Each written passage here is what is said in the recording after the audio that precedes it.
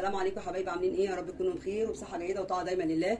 من مطبخي مطبخ التوفير، اختكم في الله الشيف زينب عبد الحميد. زي ما انتم شايفين كده الجمال والروعه. عملنا وجبه غذائيه كامله. فوسفور جامد يعني. عندنا السي فود، عندنا الرز بالجمبري جميل، عندنا سمك المكاريل صينيه في غايه الجمال، وعندنا طبعا سلطه الطحينه والسلطه الخضراء، والمقبلات عندي البتنجان والطماطم المخلله. الوجبه الغذائيه الكامله دي هنشوفها عملناها ازاي في الفيديو. تعالوا نشوف بقى الفيديو عملناها ازاي. عملناه ازاي. السلام عليكم. النهارده هنعمل صينيه المكاريل زي ما انتم شايفين. عندنا المكونات: بصل جليان، شرايح رفيعه جدا، رفيعه زي الشيبسي كده اهوت، بطاطس يعني بطاطسايه كبيره يا اما بطاطسايتين صغيرين او على حسب الكميه اللي انت عايزاها، كرفس، حزمه، نص بشره جزر لاننا مش بنحبه قوي بس بيبقى حلو في الوصفه ومغذي برده، فيتامين ايه. وعندنا من الفلفل الالوان اخضر واحمر واصفر، واحده. عندنا معلقه ثوم، وعندنا معلقه تتبيله كل حاجه اللي بتتكون من البصله والثوم والفلفل الاحمر والفلفل الاخضر وقرن شطه وكرفس وطبعا التوابل اهمها الكمون. عندنا طماطمتين صغيرين، عندنا شرايح ليمون، عندنا عصير ليمون، وعندنا الملح وبهارات السمك اهي، وعندنا شويه زيت زي ما انتم شايفين. واحنا كنا جبنا المكاريل وعملت فيديو تنظيفه والتتبيل بتاعته، وحطينا معلقه تتبيل كل حاجه عليه وقلبناه وقعد 4 ساعات. ابتدي نبدا بسم الله الرحمن الرحيم ونبتدي. اخر مرحله هي السمك، فانا هحضر الصينيه بتاعتي. اول حاجه احطها فيها البصل زي ما انتم شايفين، وابتدي احط عليه شويه الملح عشان اتبله، ومعلقه بهارات السمك زي ما انتم شايفين، وطبعا الكمون اللي هو اساسي في اي وصفه فيها الكمون زي ما انتم شايفين. هضعف بقى البصله جامد لغايه ما تطلع العصير بتاعها زي ما انتم شايفين كده، عشان يديني تطعيمه، يعني بيزود التطعيم. البركه ده مش حاجه كده، لا بيزود التطعيمه بتاعتنا. وتاني حاجه هنحط البطاطس بتاعتنا.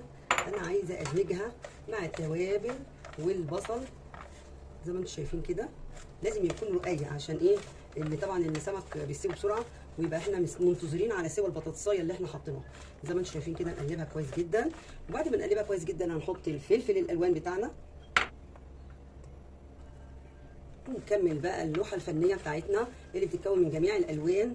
طبعا العين بتاكل زي ما انتم شايفين، البصل على البطاطس على الفلفل الالوان الجميل. هنحط بقى اللون اللي هيضيف ليها زي ما انتم شايفين كده اهوت، والكرفس، وادي الثوم، وادي معلقه تتبيله كل حاجه. فاضل الليمون والطماطم، هنحط جزء من الطماطم مع الخلطه دي، والجزء الثاني هنجرنشه من بره زي ما انتم شايفين.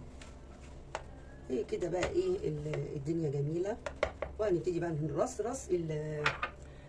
السمك المكاريل عليه. ادي زي ما انتم شايفين الشكل الجمالي بتاعه كده.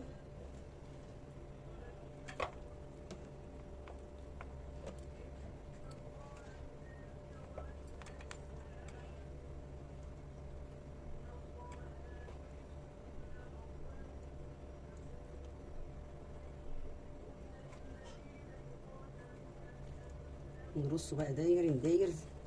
طبعا الشكل لازم يبقى جميل. هنفتح الفرن عليه، هنحط له على وشه شويه زيت والطماطم وشرايح الليمون.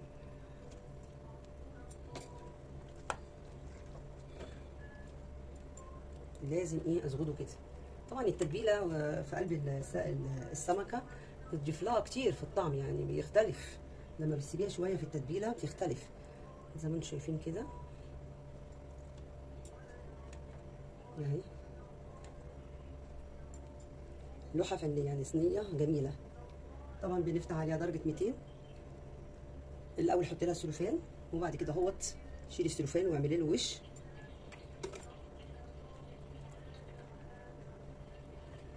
طبعا المكاريل اللي بيتعمل بكذا طريقه.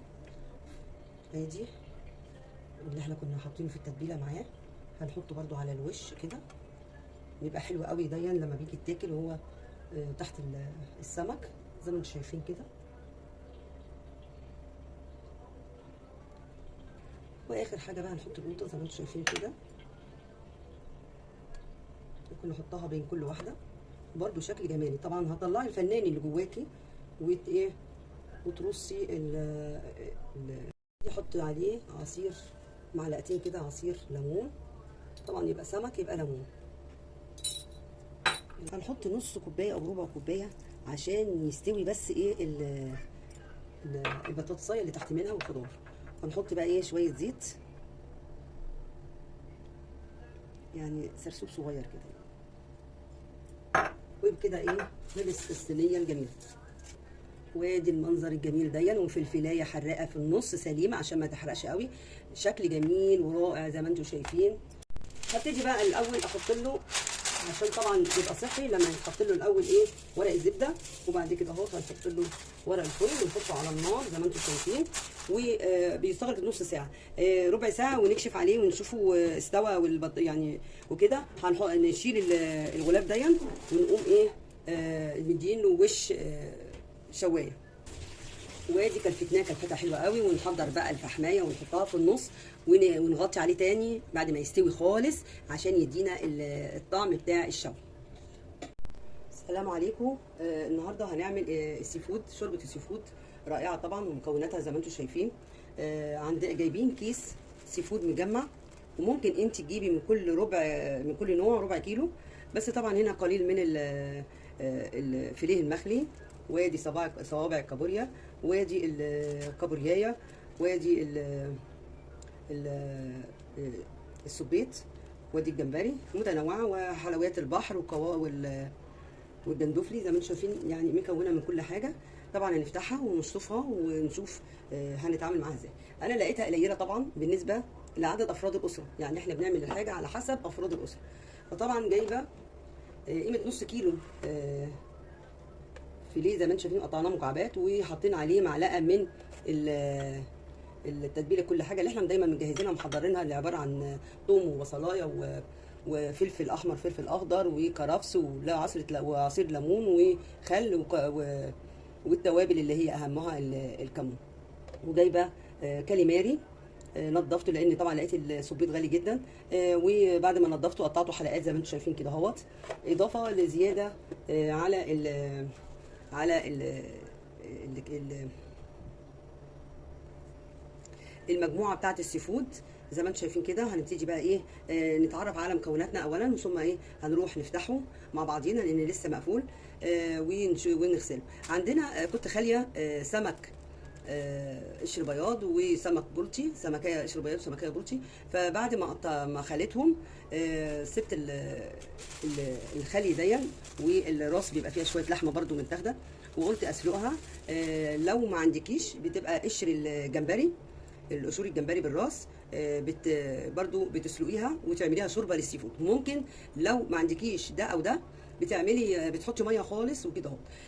طبعا احنا في مكونات بنخليها مثلا على جنب، زي البوكيه جورنيه اللي هو بصلايه، طماطمايه، شويه ثوم، جزره، زعتر فريش، وروزماري فريش.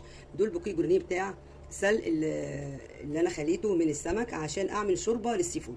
طبعا المواد العطريه شويه كمون حصى، شويه فلفل حصى، شويه كوبيبه صيني، 4 حبايات فصوص حبهان، عود قرفه، ورق لورا. مش هنحط اللي هي القرنفل عشان طبعا طعمه بيبقى جامد قوي بالذات في السمك، فاحنا هنكتفي بكده. دي الحاجات اللي احنا هنعملها.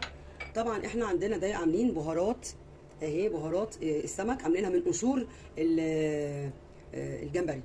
عندنا طبعا حبهان هنحطه في الشوربه، ودي الملح. اهم حاجه في البهارات عندنا معلقه كمون محترمه كده، ومعلقه بهارات السمك، ومعلقه الملح زي ما انتم شايفين. وفي تتبيلات بتبقى تيجي كده جاهزه حلوه جدا، بتبقى بتتحط اللي هي بهارات سمك، نوعها بهارات سمك، بتتحط على التتبيله لو انت مش عامله البهارات بتاعت السمك في البيت. عندنا حزمه كرفس، قرن فلفل حامي او استغناء عنه زي ما بتحبي. الناس اللي ما بتحبش الفلفل الحراق بتحطه سليم زي ما هو كده عشان تاخد من نكهته، لكن ما يبقاش يحرقها قوي. عندنا شويه ثوم، عندنا بصلايه، عندنا معلقه تتبيله كل حاجه، عندنا الشرايح الليمون. وطبعا في سمك او في اي نوع من انواع السمك يبقى لازم ليمون وكمون زي ما انتم شايفين كده. هبتدي بقى ابدا بسم الله الرحمن الرحيم. اول حاجه هروح احط ميه سخنه واسقط فيها اللي انا خليته من السمك، واحط عليه البوكيه جورنيه بتاعه زي ما انتم شايفين كده، ده وده، ونرجع لكم تاني. وادي الخلي زي ما انتم شايفين، بعد ما خليته حطيته في الفريزر وطلعته، برده هيطلع له شوربه معتبره يعني زي ما انتم شايفين كده، في بواقي لحم يعني. وادي الرصان بتاعته، وهحطه في ميه السلق. وادي الميه زي ما انتم شايفين، هنحط عليها البوكيه جورنيه بتاعه عشان تبقى ايه احلى شوربه زي ما انتم شايفين. ادي، وزي ما قلت لكم لو عندكم قشور الجمبري يبقى حاجه جميله زي ما انتم شايفين كده. نص معلقه كمون، وحبهان مطحون، وشويه ملح زي ما انتم شايفين كده. وادي بهارات السمك بعد ما غسلناه زي ما انتم شايفين. طبعا العبوه باينه ان هي كتير ومتلجه. ادي الفيليه، وادي السبيط، هو تقريبا كاليماري عشان ليه حلقات، وادي الكابوريا، صوابع الكابوريا، وادي 7 جمبريات. طبعا الجمبري طريقه تنظيفه بيتفتح من ظهره كده.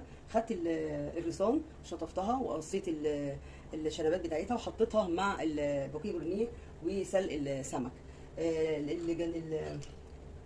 الجندوفلي بنفتحه كده اهوت وبنغسله ونحطه في ميه وعليها عصره ليمون، ونشيلها بقى ايه نحطها في المصفى زي ما انتم شايفين. بس اهم حاجه بقى اللي هو الكابوريا لما دي ذكر، لان ارجلها ذراعيها زرقاء وفيها البوز ضيق فبيتفتح كده. دي طريقه تنظيفها يعني كده، وبتبتدي تفتحيها زي ما انتم شايفين. بنفتحها كده اهوت، كل دي وسخات هننزلها من الحنفيه زي ما انتم شايفين كده. ننضف خالص اللحم بيبقى هنا اهوت اللي احنا بناكله زي ما انتم شايفين كده. كان هنا اهداب بنشيلها، الاهداب دي كده داخله عليها زي ما انتم شايفين كده. الذكر هو اللي بيتنضف زي ما انتم شايفين كده. ببتدي بقى ايه اعصر له عصره ليمون عليه زي ما انتم شايفين كده، عقبال ما انا ايه احمر البصلايه والطماطم وانزله عليها، يكون هو ايه هركنه على جنب. وابتدي بقى ايه هبتدي بقى احمر البصله في معلقه سمنه بلدي زي ما انتم شايفين، السمنه البلدي المعتبره بتاعتنا، السمنه البلدي او اي نوع سمنه. تعالوا نروح على البوتاجاز. وادي الرصان بتاعت الجمبري زي ما انتم شايفين، يبتدي بقى يغلي والشوربه دي تقل سنه، يبقى كده ايه تمام التمام، نبقى نسقي بيها السي فود. ادي سمنه. لما اصفرت البصله هنحط الثوم، هنحط بقى تتبيله كل حاجه لازم تطعمها جميله. هنحط بقى ايه ادي الكمون، وادي بهارات السمك والملح. 60 دقيقه عشان يديني قوام للسي فود، ونقلبه نحمصه كده اهوت. وادي دور بقى الكاليماري والفيليه هنحطه. ادي هننزلها عليه عصير الليمون زي ما انتم شايفين ونقلب. ادي الشوربه دسمه قفلت عليها وكل حاجه فيها اتهرت. هبتدي بقى ايه احط مصفى واصفيها. ادي شوحتها زي ما انتم شايفين. هحط لها الفلفل زي ما انتم شايفين، وادي شرايح الليمون. اصفي بقى الشوربه عليها. شايفين الشوربه دسمه ازاي جميله ازاي ومغذيه جدا زي ما انتم شايفين الشوربه في منتهى الجمال. طبعا هو ما بياخدش الا غلوتين، يعني ما بياخدش وقت كتير في السوا السي فود زي ما انتم شايفين كده. ممكن نحط له كريمه اللي هي نص كوبايه قشطه على نص كوبايه على كوبايه لبن، ونقلبهم مع بعض ونحطهم قبل ما نقف عليهم بغلوه واحده يعني زي ما انتم شايفين كده. يبقى تمام التمام. وندوق الملح وكده مظبطين التوابل، ما نكترش التوابل عشان الطعم الاساسي ما يروحش مننا. في المرحله دي هنحط الكرفس او الكزبره زي ما انتم شايفين، بيعمل ريحه جميله جدا، وممكن الاستغناء عنه على حسب ما انت ما بتحبي. بنعرف بقى ان استوى. اولا ده قلب للون بامبا، اهم حاجه تعرفي استوى في الكاليماري ده. بتقوم ايه دايسه عليه تلاقيه استوى، يبقى كل حاجه استوت. 5 دقائق بعد الغلوه دي اكون انا حضرت الكريمه اللي هحطها عليه زي ما انتم شايفين. انا طبعا بخزن وش اللبن زي ما انتم شايفين. هبتدي بقى ايه، ادي كوبايه لبن، هاخد النص او كلها زي ما انتم شايفين كده واحطها عليها، وابتدي بقى ايه اقلبهم مع بعض جامد.